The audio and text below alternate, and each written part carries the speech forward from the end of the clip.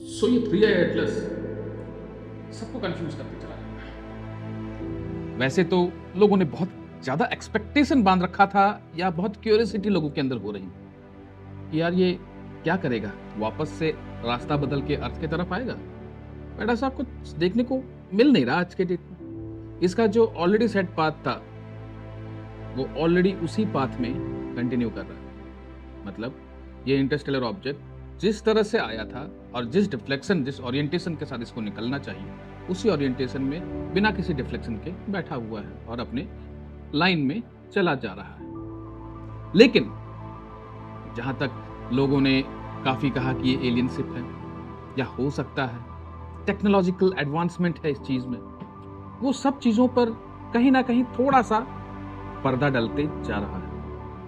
कुछ लोगों ने कहा कि कंप्लीटली फेक चीज, ये एलियन फेलियन कुछ नहीं होते। देखो, इसको हम प्रूफ तो नहीं कर सकते आज के डेट में, लेकिन प्रूफ करना भी चाहे तो डेटा जरूर होगा, लेकिन उस डेटा को जरूर छुपा दिया जाएगा। Coming back to the point, जो ये कहा गया ये थ्री आई एटलस कोई टेल नहीं है, तो ये सब एग्जैक्टली हमने जब देखा, जब ये नियर बाई सन के पास पहुंचे, तो इसका जो एक तरह से कह सकते हो ना डिफरेंट यूनिवर्सल ड्रिफ्ट के अकॉर्डिंग जो हम लाइट रिफ्लेक्शन या डिफ्लेक्शन के थ्रू देख पाते हैं, उसमें विजिबिलिटी डिफरेंट होती है। अब आप कहोगे कि दूसरे कॉमेट में तो ये चीज नहीं पॉसिबल था, उसमें तो इजीली विजिबल था बिकॉज उसका पाथ अलग था। पर थ्री आई एटलस का जो पाथ है उसमें ये जिस तरह से सन के बैक साइड से हाइपरबोलिक वे में इसने पास किया है, वहां पर हम सन के ग्लेयर के कारण या सन के लाइट के कारण हम इसके एग्जैक्ट टेल को नहीं नोटिस कर पाते। जिस तरह ये आगे बढ़ते गया,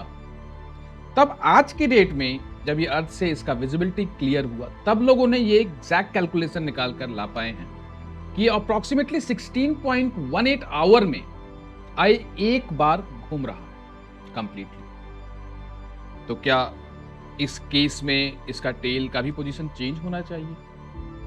मे बी, हो सकता है, लेकिन इतना समय क्यों लगा रहा है ये पर्टिकुलर इंटरस्टेलर ऑब्जेक्ट अपने आप को रोटेट करने में?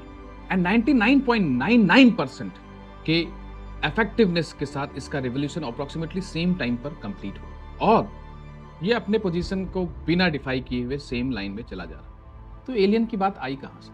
अभी तक 3 इंटरस्टेलर ऑब्जेक्ट हम देखें, इंक्लूडिंग थ्री आई एटलस। सबसे पहला ओumuamua, नाम ही खतरनाक है, जिसको एटलस 1 कहते हैं। दूसरा हमारा बोरिसोव एटलस 2 एंड अब ये थ्री आई एटलस। ये तीनों डिफरेंट पैटर्न को फॉलो किए थे। ओumuamua आया, वो इतना जल्दी अपने आंखों से गायब हो गया, अपने अर्थ के ऑब्जर्वेटरीज के सामने से गायब हो गया कि उसको ऑब्जर्व किया ही ना जा सका, रिसर्च ही नहीं कर पाए। बट स्टिल उसका जो बिहेवियर था वो थोड़े कॉमेट टाइप का ही। दूसरा जो था वो बोरिसोव, उसका भी मूवमेंट एग्जैक्टली बहुत सरप्राइजिंग नहीं था जितना थ्री आई एटलस का है। थ्री आई एटलस के बिहेवियर को हम अभी तक समझ तो नहीं पा रहे हैं, सही बता दें, लेकिन इसी बीच अपने अर्थ से काफी ऐसे न्यूज सुनने को आ रहे हैं कि यहाँ पर यूएफओ स्पॉट किया गया है, यहाँ पर इस यूएफओ स्पॉट किया गया है, कोई फ्लाइंग ऑब्जेक्ट देखने को मिला है। समझ में नहीं आ रहा, हमसे गवर्नमेंट कुछ छुपाना चाह रही है। हर मीडिया में इस थ्री आई एटलस की चर्चा चल रही है, लेकिन स्टिल कोई इसके बारे में बात नहीं करना चाहता। अब नॉर्मली थ्री आई एटलस का जो 3 कैटेगरी उन्होंने शो किया था जिस पर लोगों को डाउट, पहला कि वो सन के साइड से क्रॉस होते ही बहुत तेजी से ग्लो किया, जो कि आज तक किसी कॉमेट ने इस तरह का बिहेवियर नहीं show. This can be because of some internal chemical composition जो कि एग्जैक्टली सन के लाइट को ऑब्जर्व करके, एब्जॉर्ब करके इतना लाइट को डिफ्लेक्ट किया कि वो सन से ज्यादा ब्लू दिखा जस्ट फॉर फ्यू सेकंड्स, कुछ देर के लिए। एंड जहां तक कोमा की बात है, टेल की बात है, जो इसका हमें नहीं देखने को मिल रहा था, दैट इज बिकॉज ये जिस हाइपरबॉलिक पैटर्न में मूव हो रहा था और जिस स्लो स्पीड के साथ ये टर्न कर रहा है, उसमें हमें ये नहीं पता चल पा रहा है, या वो टेल या कॉमा हमें एग्जैक्टली नहीं दिख रहा बिकॉज इसका सर्कुलेशन बहुत स्लो। सिमिलरली जो सडन एक्सेलरेशन की बात हो रही है, उसमें ये भी हो सकता है कि ये इसके अंदर already frozen dry ice compositions जो हैं वो सन की एनर्जी या सन फ्लेयर्स के थ्रू पिघलने के कारण हमको वो जेट्स देखने को मिल रहे हैं in the form of gas, जो कि उसके स्पीड को थोड़ी देर के लिए बढ़ा दिया। अब यहाँ एक और क्वेश्चन आया कि इसने उतना मास नहीं लूज किया। अगर इस स्पीड को हम कैलकुलेट करें तो वो ऑब्जेक्ट अपना काफी मास खो बैठेगा। यहाँ पर कंफ्यूजन है कि हाउ इज दैट पॉसिबल, क्योंकि इसका शेप जो कैलकुलेट किया गया है it's in like kilometres, more than 6-7 kilometres ज्यादा, बल्कि इसका डायमीटर ही जो सेंट्रल है वो 2.8 किलोमीटर्स के अराउंड है। तो इस ऑब्जेक्ट के साइज को एक्सेलरेट करने के लिए जितना एनर्जी चाहिए होगा उसमें काफी ज्यादा मास ही अपना खो बैठता, बट ऐसा हुआ नहीं। ये कंफ्यूजन की बात है।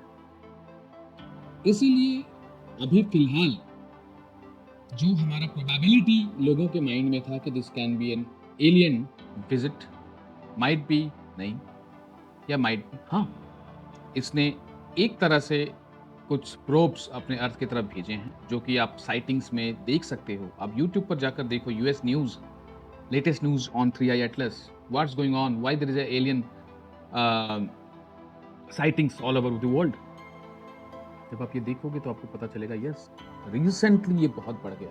एंड ऐसा लोगों ने कहा है कि ये जो साइटिंग्स हो रही है ये नॉर्मली जो हमारे अर्थ पर न्यूक्लियर साइट्स हैं, न्यूक्लियर प्लांट्स हैं, न्यूक्लियर मिसाइल सेंटर्स हैं, उसके पास देखने को मिला, जिसमें ये हमारे वॉरहेड्स को डिसेबल करना चाहते हैं। ये भी न्यूज़ कहीं से आई। रीज़न इज कि जो सिचुएशन अभी हमारे अर्थ पर चल रहा है, ये वॉर का सिचुएशन, इसको भड़कने ना दिया जाए।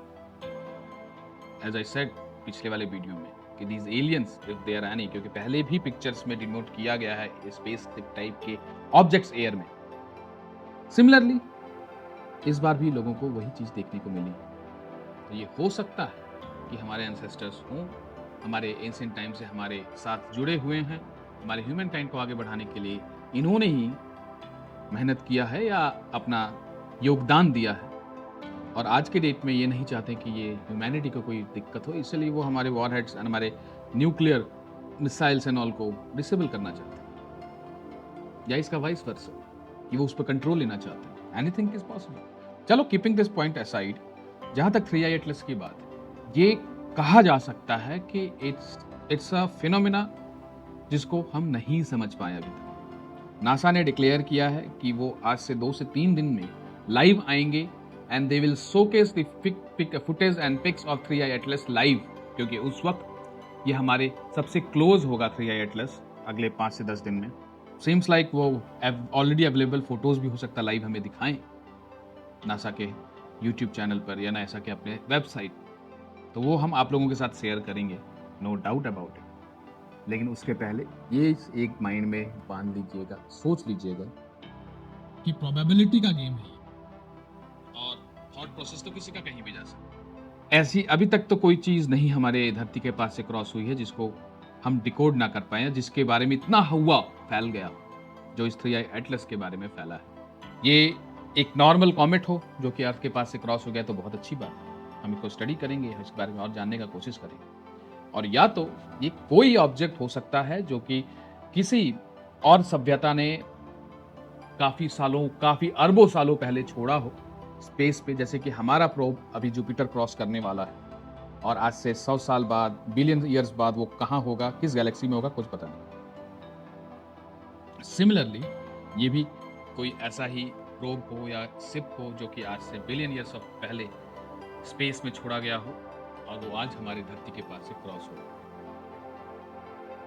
रेस्ट एक लास्ट प्रोबेबिलिटी ये भी कहती है कि ये कोई स्पेसशिप है, जो मदर स्पेसशिप जो हमारे अर्थ के पास से एक डेफिनेट स्पीड के साथ क्रॉस हो रहा है, जिसने एनर्जी सन से गैदर करते हुए हमारे तरफ प्रोब छोड़ दिए हैं। This is just a thinking what people are thinking, right, nothing more than that.